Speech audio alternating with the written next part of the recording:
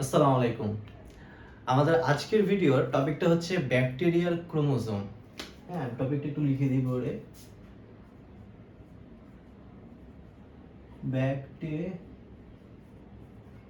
Bacterial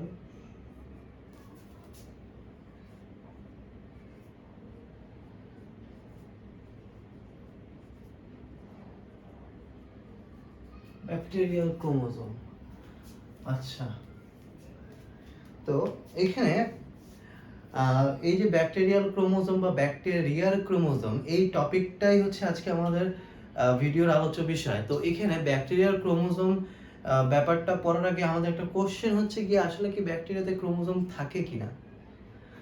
ব্যাকটেরিয়াতে chromosome থাকে কি থাকে না, এটার অ্যান্সার হ্যাঁও আবার নাও। হ্যাঁ কেন? কারণ ব্যাকটেরিয়াতে ক্রোমোজোম থাকে। না কেন? কারণ ব্যাকটেরিয়াতে প্রকৃত ক্রোমোজোমটা থাকে না। আমরা মেইনলি ক্রোমোজোম সম্পর্কে, আমরা ক্রোমোজোম বলতে যে ক্রোমোজোমটাকে বুঝি, যে ক্রোমোজোম সম্পর্কে আমরা স্টাডি করি, যেই ক্রোমোজোম আমাদের বইতে দেওয়া আছে, আমাদের হচ্ছে এসএসসি লেভেলের বই, ইন্টার লেভেলের বইতে, বায়োলজি বইতে যেই ক্রোমোজোম সম্পর্কে আলোচনা করা হয়েছে, সেই ক্রোমোজোমের সাথে ব্যাকটেরিয়ার ক্রোমোজোমের অনেক পার্থক্য রয়েছে। তো এই পার্থক্যগুলোই আজকে আমরা জানবো, যে ব্যাকটেরিয়ার ক্রোমোজোমটা কিরকম, হ্যাঁ, কি কি পার্থক্য আছে এখানে। আসলে মেইনলি এখানে আমাদের প্রথমে জানতে হবে যে ব্যাকটেরিয়ার যে নিউক্লিয়াসটা, সেই নিউক্লিয়াসটা কিন্তু হচ্ছে সুগঠিত না। এটা তোমরা সকলে জানো, ব্যাকটেরিয়াকে আমরা আদিকোষী বলি, তাই না? ব্যাকটেরিয়া আদিকোষী, তার মানে কি, ব্যাকটেরিয়ার নিউক্লিয়াসটা হচ্ছে আদি। ব্যাকটেরিয়াতে আদি নিউক্লিয়াস থাকে, আদি নিউক্লিয়াস। আচ্ছা, ব্যাকটেরিয়াতে যে আদি নিউক্লিয়াস আছে, এটার মানে কি? তো আদি নিউক্লিয়াস আছে, এই ব্যাপারটা বোঝার আগে আমাদেরকে বুঝতে হবে আসলে নিউক্লিয়াস কি জিনিস। হ্যাঁ, আমাদের কিন্তু হচ্ছে গিয়ে আমরা দুই ধরনের কোষ পাই নিউক্লিয়াসের ভিত্তিতে। একটা হচ্ছে আদিকোষী, একটা আদিকোষ, একটা হচ্ছে প্রকৃত কোষ। আদিকোষদের আদি নিউক্লিয়াস থাকে, মানে নিউক্লিয়াস সুগঠিত থাকে না। আর প্রকৃত কোষদের, যাদের হচ্ছে প্রকৃত কোষ আছে, তাদের কি হয়, তাদের হচ্ছে নিউক্লিয়াসটা সুগঠিত থাকে, মানে তাদের প্রকৃত নিউক্লিয়াস থাকে। তো প্রকৃত নিউক্লিয়াস দেখতে কিরকম হয়, যে এটা যদি একটা প্রকৃত কোষ হয়, হ্যাঁ, এটা যদি একটা প্রকৃত কোষ হয়, সেই কোষের নিউক্লিয়াসটা হবে এরকম। নিউক্লিয়াসের বাইরে একটা মেমব্রেন থাকবে, নিউক্লিয়াসের বাইরে এরকম মেমব্রেন থাকবে। এই যে এটা হচ্ছে নিউক্লিয়াসের মেমব্রেন। তো এই মেমব্রেনের ভিতরে আবার পানির মতন হচ্ছে কি নিউক্লিওপ্লাজম থাকবে, তরল পদার্থ, ঠিক আছে? ফোঁটা ফোঁটা দিয়ে আমি তরল পদার্থ বুঝেছি, নিউক্লিওপ্লাজম থাকবে। এটা হচ্ছে অনেকটা ম্যাট্রিক্সের মতন কাজ করবে, এখানে মাতৃকার মতন কাজ করবে। তো এই নিউক্লিওপ্লাজমের ভিতরে হচ্ছে এরকম পেঁচানো পেঁচানো এই স্ট্রাকচারগুলোকে বলা হয় ক্রোমাটিন তন্তু, যাদের সাথে হচ্ছে গিয়ে একটা ছোট্ট বলের মতন নিউক্লিওলাসও থাকে। এই নিউক্লিওলাস, হ্যাঁ, এই নিউক্লিওলাস কিন্তু হচ্ছে কি, এর মধ্যে আরএনএ থাকে, নিউক্লিওটাইড থাকে, এখান থেকে তোমার রাইবোজোমও তৈরি হয়। যাই হোক, তো নিউক্লিওলাস, ক্রোমাটিন তন্তু, বাইরে নিউক্লিয়ার মেমব্রেন, ভিতরে নিউক্লিওপ্লাজম, এই যে চারটা অংশ, চারটা উপাদানের নাম বলবো। নিউক্লিয়াস, এই নিউক্লিয়াসটা কিন্তু, মানে প্রকৃত নিউক্লিয়াস, চার ধরনের জিনিস দিয়ে গঠিত। বাইরের মেমব্রেন, ভিতরে হচ্ছে গিয়ে নিউক্লিওপ্লাজম, তারপর ক্রোমাটিন তন্তু, আর হচ্ছে নিউক্লিয়াস, এই চারটা জিনিস। তো এর মধ্যে দেখো, এই পুরো নিউক্লিয়াসটা তৈরি হয়েছে, তার উদ্দেশ্যটা কি? উদ্দেশ্যটা হচ্ছে এই যে ভিতরের যে ক্রোমাটিন তন্তুটা আছে, এই ক্রোমাটিন তন্তুটাকেই কিন্তু হচ্ছে ধারণ করা। এটাকে ধারণ করাই হচ্ছে কি পুরো নিউক্লিয়াসটা গঠিত হওয়ার উদ্দেশ্য। তাহলে এই নিউক্লিয়াসের মেইন উপাদানটাই হচ্ছে কি এই ক্রোমাটিন তন্তু, এটাই কিন্তু আসল উপাদান। কারণ কি জানো? কারণ হচ্ছে এই ক্রোমাটিন তন্তুর মধ্যে থাকে হচ্ছে ডিএনএ। ডিএনএ দিয়ে ক্রোমাটিন তন্তুটা তৈরি। এই ক্রোমাটিন তন্তুটার ভিতরে কি আছে? ডিএনএ আছে। শুধু কি ডিএনএ না, এটার মধ্যে কিন্তু শুধু ডিএনএ থাকে না। এই ক্রোমাটিন তন্তুটার মধ্যে ডিএনএ তো থাকেই, সাথে সাথে এখানে হিস্টোন প্রোটিনও থাকে। হিস্টোন প্রোটিন, থাকে। তো এই ডিএনএ আর হিস্টোন প্রোটিন একটা একটার সাথে যুক্ত হয়ে অনেক পেঁচানো অবস্থায় থেকে এরকম ক্রোমাটিন তন্তু তৈরি করে। ঠিক আছে, এটা হচ্ছে আমাদের প্রকৃত নিউক্লিয়াসের গঠনটা। এখন আমরা দেখব আদি নিউক্লিয়াসের গঠনটা কিরকম হয়। তো এই যে প্রকৃত নিউক্লিয়াস আমরা এখানে যেটা দেখতেছি, এই নিউক্লিয়াসের যদি আমি বাইরের মেমব্রেনটাকে মুছে ফেলি, বাইরের মেমব্রেনটাকে যদি মুছে ফেলি, তাহলে দেখো ভিতরে কিন্তু নিউক্লিওপ্লাজমটা বাইরের সাইটোপ্লাজমের সাথে মিশে যাবে। তার মানে এই তাহলে হচ্ছে কি এই ক্রোমাটিন তন্তুর আর কোনো নিজস্ব কোনো নিউক্লিওপ্লাজম বা নিজস্ব কোনো মাতৃকা থাকবে না। তার মাতৃকা কিন্তু সাইটোপ্লাজম হয়ে যাবে তার মাতৃকা, মানে সে সাইটোপ্লাজমে এখন ভাসতেছে। আগে মেমব্রেন ছিল, তখন কার মধ্যে ভাসতেছিল? তখন হচ্ছে নিউক্লিওপ্লাজমের মধ্যে ভাসতেছিল। এখন মেমব্রেন নাই, এখন সে সাইটোপ্লাজমে ভাসতেছে। এখন দেখো আমি কিন্তু আদি নিউক্লিয়াস পড়াচ্ছি, দেখো আদি নিউক্লিয়াস দেখাচ্ছি আমি এখানে। আদি নিউক্লিয়াসের বাইরে মেমব্রেন থাকে না, নিউক্লিওপ্লাজম থাকে না। এরপর এই যে ভিতরের এই যে নিউক্লিওলাসটা, এইটাও কিন্তু আদি কোষিতে থাকে না, আদি নিউক্লিয়াসে থাকে না।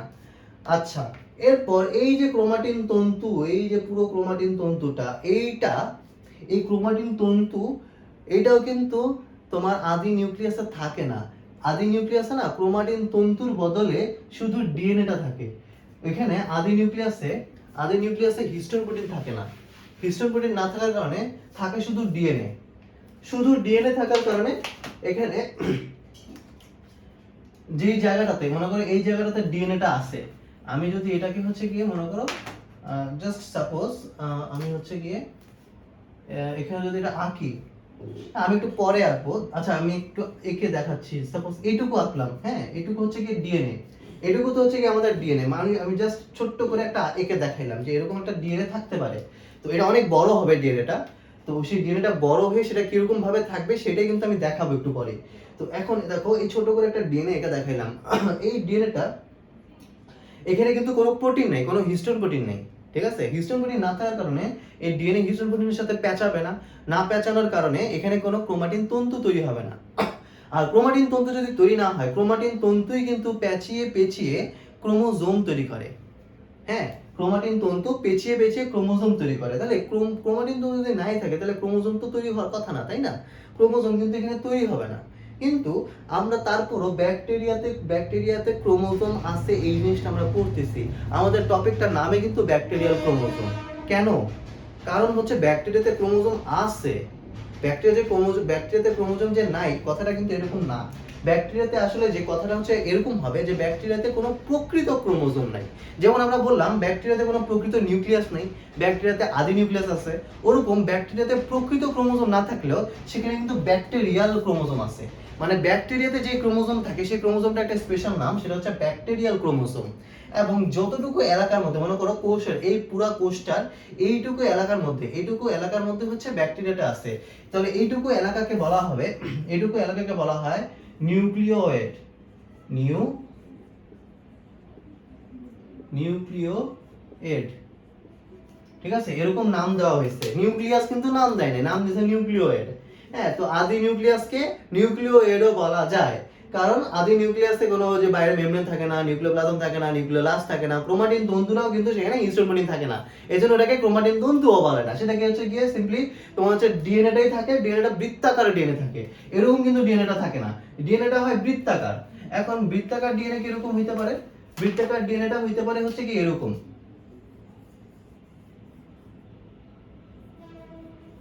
আরে ভাই আমি একটু সুন্দর করে আঁকি।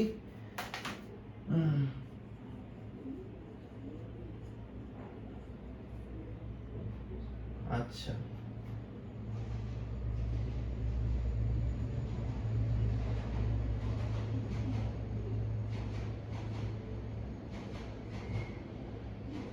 আচ্ছা এরকম বৃত্তাকার একটা ডিএনএ থাকবে। তবে আমি কিন্তু এটা জাস্ট একটা মডেল হিসেবে আঁকতেছি, এত ছোট কিন্তু হয় না ডিএনএটা। ব্যাকটেরিয়ার ডিএনএ হোক আর যারই ডিএনএ হোক, ডিএনএ কিন্তু এত ছোট হয় না, ডিএনএ আরো অনেক বড় হয়। সেটা হচ্ছে কতটুকু বড় বা কিরকম ভাবে থাকে সেটা আমি একটু পরে দেখাচ্ছি। দেখো এখানে যে ঘটনাটা আমি বলতেছি, ব্যাকটেরিয়াল ক্রোমোজোম হচ্ছে কি এটা, এই জায়গাটাকে বলা হয় নিউক্লিওয়েড। এবং এখানে কিন্তু শুধু ডিএনএ পাচ্ছি আমরা, কোনো হিস্টোন প্রোটিন পাচ্ছি না। হ্যাঁ, কোনো হিস্টোন প্রোটিন পাচ্ছি না। তো এটা কিন্তু কোনো প্রকৃত ক্রোমোজোম না, এটা হচ্ছে একটা ব্যাকটেরিয়াল ক্রোমোজোম। নামটা কি? Bacterial chromosome.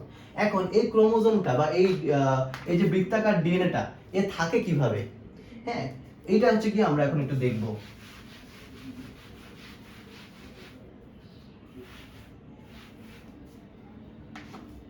হ্যাঁ, আমরা এখানে উদাহরণ হিসেবে একটা ইকোলি ব্যাকটেরিয়াকে রাখি।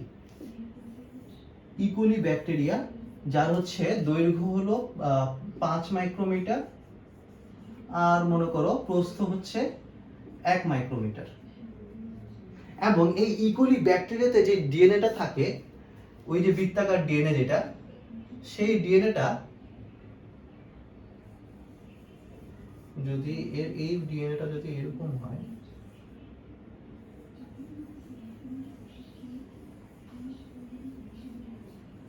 হ্যাঁ এরকম বৃত্তাকার ডিএনএ, তো এরকম বৃত্তাকার ডিএনএ হচ্ছে কি ডাবল স্ট্র্যান্ড এরকম দেখানোটা একটু টাফ হয়ে যায়। তো আমি এইভাবে দেখাবো না ব্যাপারটাকে, আমি এটাকে দেখাবো হচ্ছে,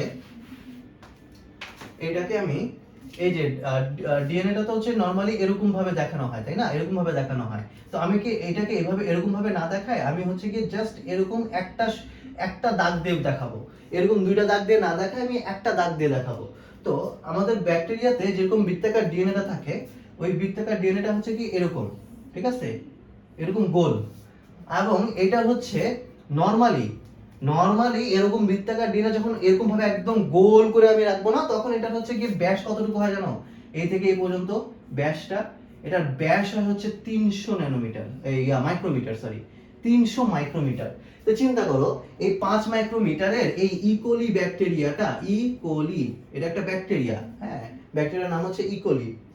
তো এই ইকোলি ব্যাকটেরিয়াটা মাত্র 5 মাইক্রোমিটার লম্বা আর 1 মাইক্রোমিটার হচ্ছে এটা প্রস্থ, এর মধ্যে 300 মাইক্রোমিটার ব্যাসের এত বড় একটা ডিএনএ অণু কিভাবে এর মধ্যে থাকে, প্রশ্ন তো আসেই। এটা হচ্ছে গিয়ে এর মধ্যে থাকে কিভাবে সেটাই আমি এখন দেখাবো, হ্যাঁ সেটাই আমি এখন দেখাবো। দেখো এখানে কিভাবে থাকে এটা, দেখো এটা না হচ্ছে গিয়ে এই যে বৃত্তাকার ডিএনএটা হচ্ছে একটু ভাঁজ হয়, হ্যাঁ ভাঁজ হয়, কিভাবে ভাঁজ হয়, ভাঁজ হয়ে হয়ে মনে করো এই যে অংশটা, এই অংশটা ভাঁজ হয়ে ভিতর দিকে ঢুকে পড়লো। তো এরকম ঢুকে পড়বে হচ্ছে কি এরকম এরকম দেখতে হচ্ছে কি এরকম হবে, এই যে এরকম, ঠিক আছে, দেখো আমি দেখাচ্ছি।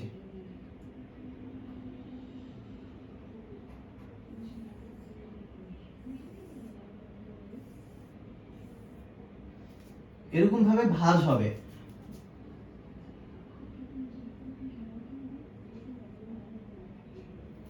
ঠিক আছে। মানে আমি করছিটা কি জানো, আমি হচ্ছে যে কাজটা করছি সেটা হচ্ছে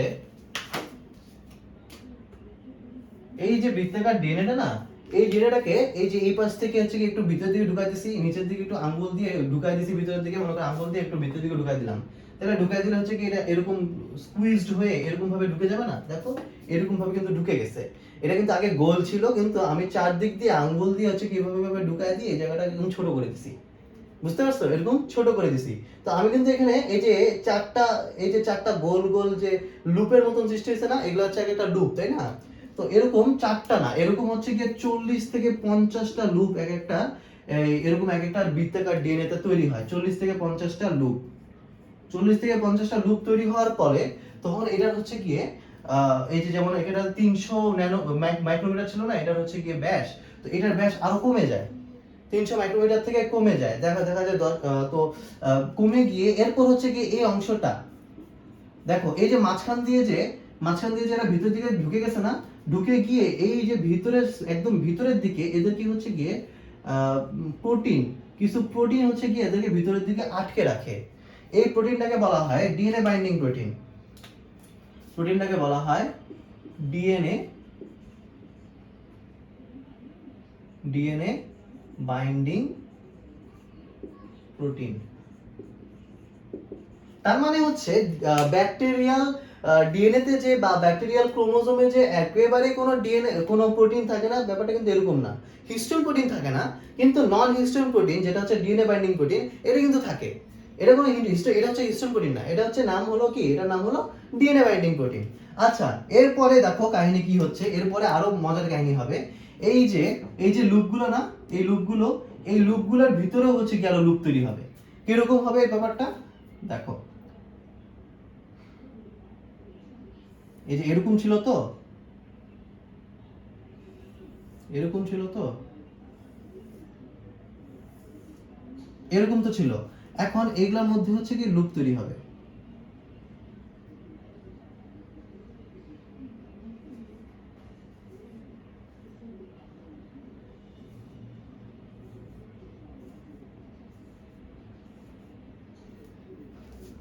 বুঝছো, এরকম হবে ব্যাপারটা। অথবা এটাকে হচ্ছে কি এরকম ভাবে না হয়ে এটাকে হচ্ছে কি এরকম ভাবেও দেখানো যায়। এটাকে হচ্ছে এই যে এরকম এইভাবে হচ্ছে কি লুপগুলা বাইরের দিকে হচ্ছে কি এখানে লুপগুলা তৈরি হবে। এই যে বাইরের দিকে লুপগুলা তৈরি হলো না, এখানেও হচ্ছে বাইরের দিকে লুপ তৈরি হবে।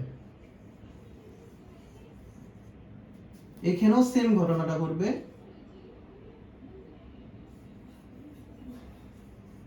বাইরের দিকে লুপ তৈরি হলো, এখানেও কিন্তু বাইরের দিকে লুপ তৈরি হবে।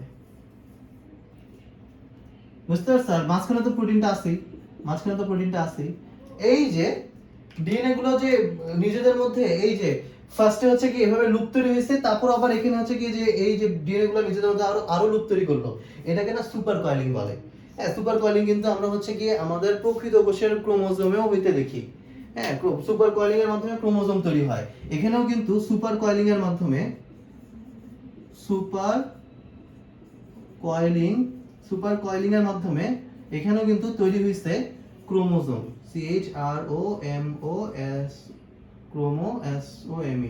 ক্রোমোজোম। হ্যাঁ, সুপার কয়েলিং এর মাধ্যমে এখানেও ক্রোমোজোম তৈরি হয়েছে। কিন্তু এই ক্রোমোজোম আর প্রকৃত কোষের ক্রোমোজোমের মধ্যে কিন্তু বিস্তর ফারাক আছে। ফারাকটা কি? দেখো, এই ক্রোমোজোমটা কিন্তু অনেকটা বৃত্তাকার আকৃতির না, গোল গোল আকৃতির হয়েছে এটা একটা অনেকটা। হ্যাঁ, তো এরকম গোল আকৃতির ক্রোমোজোম হচ্ছে আমরা ব্যাকটেরিয়াতে পাই, এবং এই ক্রোমোজোমে কিন্তু কোনো হিস্টোন প্রোটিন নাই। হ্যাঁ, এবং এই ক্রোমোজোম আমরা নরমালি প্রকৃত কোষের ক্রোমোজোমটা দেখতে কিরকম হয়? প্রকৃত কোষের ক্রোমোজোমটা হচ্ছে কি এরকম লম্বা হয়, তাই না? এরকম লম্বা হয়। কিন্তু এই ক্রোমোজোমটা দেখো, এই ক্রোমোজোমটা কিন্তু একটু গোল, এই যে এই টাইপের এরকম গোল টাইপের হয়েছে, তাই না? তো এই ক্রোমোজোম আর এই ক্রোমোজোমের মধ্যে এই হচ্ছে পার্থক্য। এই ক্রোমোজোমের মধ্যে যে ক্রোমাটিন তন্তু দিয়ে এই ক্রোমোজোমটা কিন্তু তৈরি, কিন্তু এই ক্রোমোজোমে কিন্তু কোনো ক্রোমাটিন তন্তু দিয়ে তৈরি হয়নি। এখানে ডিএনএটাই হচ্ছে গিয়ে কয়েল করতে করতে তোমার হচ্ছে ক্রোমোজোম হয়ে গেছে। মানে এখানে তো কোনো হিস্টোন প্রোটিন নেই, এখানে হিস্টোন প্রোটিন আছে। হিস্টোন প্রোটিন থাকার কারণে এখানে ক্রোমাটিন তন্তু হিস্টোন প্রোটিন মিলে ফার্স্টে হচ্ছে গিয়ে সরি এখানে হচ্ছে ডিএনএ আর হিস্টোন প্রোটিন মিলে ফার্স্টে ক্রোমাটিন তন্তু তৈরি করছে, ক্রোমাটিন তন্তু প্যাচ খেয়ে তারপর হচ্ছে ক্রোমোজোমটা তৈরি করছে। আর এখানে কিন্তু সরাসরি ডিএনএ থেকে ক্রোমোজোমটা তৈরি হয়েছে, মাঝখানে কোনো ক্রোমাটিন তন্তু তৈরি হয়নি। এইটা হচ্ছে পার্থক্যটা। তো এইটাকে এই জন্য ব্যাকটেরিয়াল ক্রোমোজোমটাকে এই কারণে প্রকৃত ক্রোমোজোম বলে না, এই ক্রোমোজোমটা হয়ে যায় ব্যাকটেরিয়াল ক্রোমোজোম। এটার নাম হয়ে যায় ব্যাকটেরিয়াল ক্রোমোজোম। এবং এই যে ক্রোমোজোমটা তৈরি করছি না, এই ক্রোমোজোমটার প্রস্থ তখন দেখা যায় যে 2 মাইক্রোমিটার এরকম প্রস্থ হয়ে যায় এটার। এটা প্রস্থ তখন হয়ে যায় 2 মাইক্রোমিটার। এখন 2 মাইক্রোমিটার যদি এটা প্রস্থ হয়, তাহলে এটা কিন্তু হচ্ছে কি ওই যে ইকোলি ব্যাকটেরিয়া দেখেছিলাম না, লম্বায় 5 মাইক্রোমিটার, প্রস্থ হচ্ছে 1 মাইক্রোমিটার, ওইটাতে কিন্তু এখন জায়গা হয়ে যাবে এটা। এটার জায়গা এখন হয়ে যাবে, একটু চাপাচাপি করে জায়গা করতে হবে, কিন্তু জায়গা হয়ে যাবে। বুঝতে পারছো? তো এই হচ্ছে আমাদের ব্যাকটেরিয়াল ডিএনএ এর কাহিনীটা। তো ব্যাকটেরিয়াল ডিএনএ টাকে এই জন্যই প্রকৃত ডিএনএ বলে না। এখন কথা হচ্ছে ব্যাকটেরিয়াতে কয়টা ডিএনএ থাকে, কয়টা ক্রোমোজোম থাকে এরকম? ব্যাকটেরিয়াল ক্রোমোজোম ব্যাকটেরিয়াতে কয়টা থাকে? ব্যাকটেরিয়াল ক্রোমোজোম ব্যাকটেরিয়াতে থাকে হচ্ছে একটা। এটা থাকে হচ্ছে একটা, মাত্র একটাই থাকে। দেখো এই যে কয়টা কয়টা আছে, একটাই তো আছে। কিন্তু আমাদের ক্রোমোজোম কিন্তু হচ্ছে কি জোড়ায় জোড়ায় থাকে আমাদের শরীরে, তাই না? আমাদের শরীরে টোটাল 23 জোড়া বা 46টা ক্রোমোজোম আমাদের আছে। কিন্তু ব্যাকটেরিয়া কিন্তু ক্রোমোজোম কয়টা? মাত্র একটাই। শুধু ব্যাকটেরিয়া না, যত আদিকোষী আছে, যত আদিকোষী জীব আছে, সকলেরই ক্রোমোজোম একটা করেই থাকে। আর তাছাড়া হচ্ছে কি ব্যাকটেরিয়াতে প্লাজমিড বলতে একটা জিনিস আছে, যেটা হচ্ছে আলাদা করে ছোট্ট বৃত্তাকার ডিএনএ হিসেবে আলাদা করে থাকে, ওইটাকে ক্রোমোজোমও বলে না, ওইটাকে বলা হয় প্লাজমিড। ওইটা হচ্ছে কি অন্য কোনো সময় অন্য কোনো ভিডিওতে আমরা আলোচনা করবো ইনশাল্লাহ।